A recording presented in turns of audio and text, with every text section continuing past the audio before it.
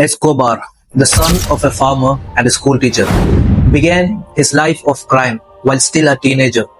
According to some reports, his first illegal scheme was selling fake diplomas. He then branched out into falsifying report cards before smuggling stereo equipment and stealing tombstones in order to resell them. Escobar also stole cars, and it was this offense that resulted in his first arrest in 1974. Shortly thereafter, he became an established drug smuggler, and by the mid 1970s, he had helped found the crime organization that evolved into the Medellin cartel. So now you have to understand that at the height of its power, the Medellin cartel dominated the cocaine trade, earning an estimated 420 million a week and making its leader one of the most wealthiest people in the world.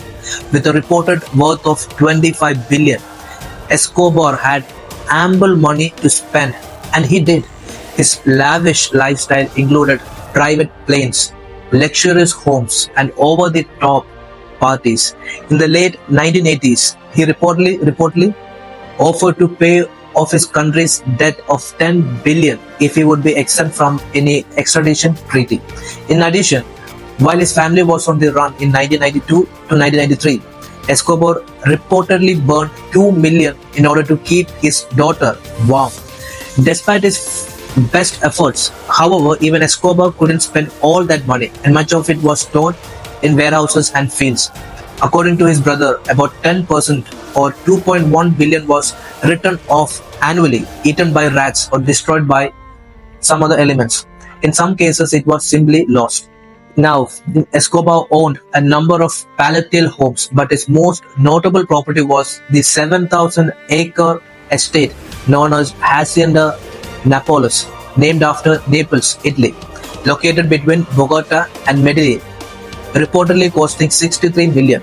It included a soccer field, dinosaur statues, artificial lakes, a bullfighting arena, the charred remains of classical car collection destroyed by a rival cartel, an airstrip, a tennis court, a zoo.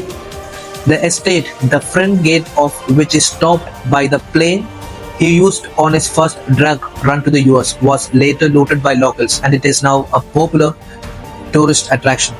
Escobar's private zoo was home to some 200 animals, including elephants, ostriches, zebras, camels, and giraffes.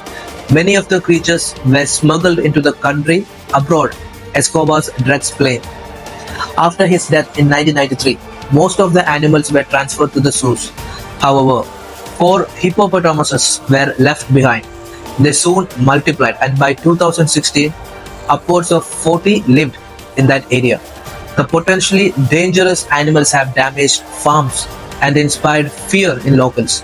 Authorities began castrating male hippos in an effort to control the population.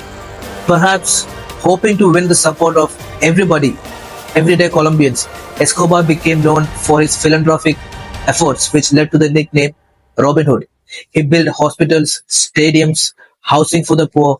He even sponsored local soccer teams. His popularity with the many Colombians was demonstrated when he was elected to the alternate seat in the country's Congress in 1982.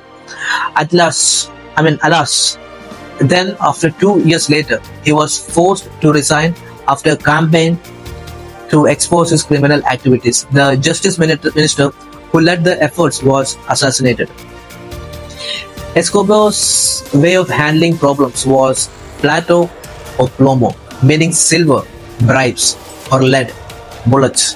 While he preferred the former, he had no qualms about the latter option, earning a reputation for ruthlessness. He reportedly killed some 4,000 people, including numerous police officers and government officials.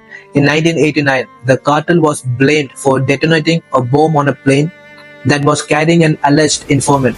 Some 100 people died. In 1991, Escobar offered to turn himself into authorities if he was allowed to build his own prison. Surprisingly, or perhaps not, Colombian officials agreed. The result was the luxurious La Catedral. Not only did the facility include a nightclub, a sauna, a waterfall, and a soccer field, it also had telephones, computers, and fax machines. However, after Escobar tortured and killed 2 cartel members at La Catedral. Officials decided to move him to a less accommodating prison before he could be transferred.